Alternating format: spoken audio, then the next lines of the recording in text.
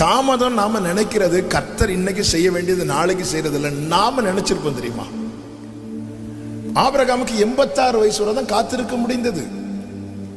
அதுக்கு மேல ஆபிரகாமால முடியாததுனாலதான் கேட்டார், என்ன தருவீர் என்று.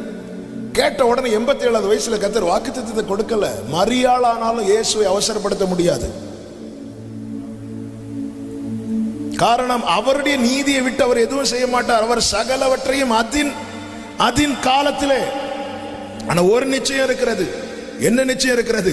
இதற்குள்ள இந்த பொக்கிஷம் இருக்கும் வரைக்கும் நான் எப்பக்கம் நெருக்கப்பட்டாலும் ஒடுங்கி போவதில்லை, தள்ளப்பட்டாலும் நான் முறிவடைவதில்லை.